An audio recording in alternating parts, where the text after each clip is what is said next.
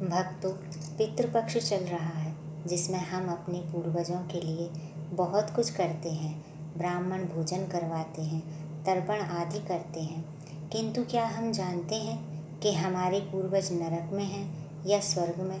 क्योंकि इस कलिकाल में जाने अनजाने में काम क्रोध लोभ मोहवश हमसे कई पाप कर्म हो जाते हैं, तो उनसे भी हुए होंगे, जिसके परिणाम स्वरूप हमें थोड़ा या बहुत समय नरक में बिताना ही पड़ता है।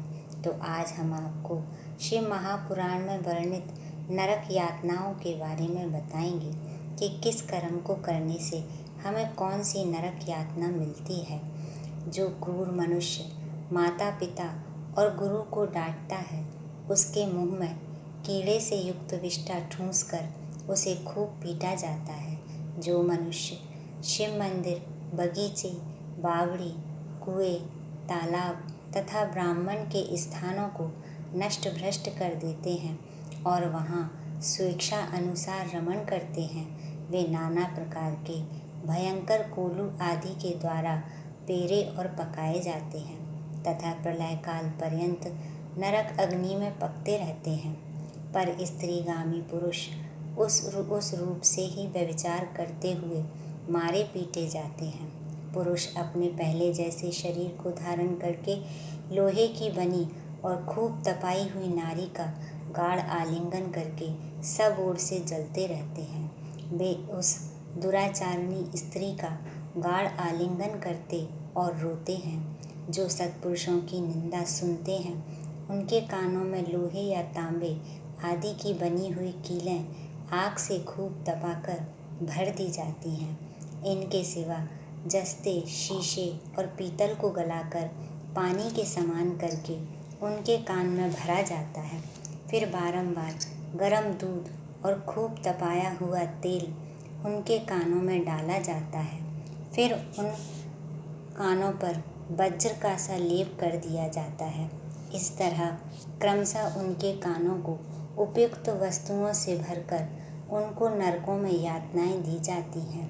क्रमशः सभी नरकों में सब ओर की यातनाएं प्राप्त होती हैं और सभी नरकों की यातनाएं बड़ी कष्ट देने वाली होती हैं। जो माता पिता के प्रति भौहें टेढ़ी करते अथवा उनकी ओर उद्दंडता पूर्वक दृष्टि डालने का या हाथ उठाने का प्रयास करते हैं, उनके मुखों को अंत तक लोहे की कीलों से दृढ़तापूर्वक भर दिया जाता है।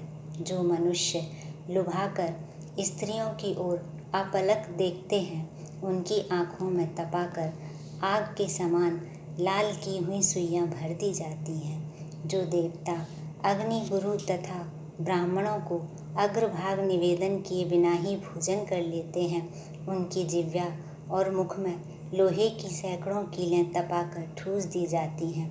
जो लोग धर्म का उपदेश करने वाले महात्मा कथावाचक की निंदा करते हैं, देवता अग्नि और गुरु के भक्तों की तथा सनातन धर्मशास्त्र की खिल्लियाँ उड़ाते हैं, उनकी छाती, कंठ, जीवा, दांतों की संधि, तालू, ओठ, नासिका, मस्तक तथा संपूर्ण अंगों की संधियों में आग के समान तपाई हुई 3 शाखा वाली लोहे की कीलें मुद्गरों से ठूस दी जाती हैं। उस समय उन्हें बहुत कष्ट होता है।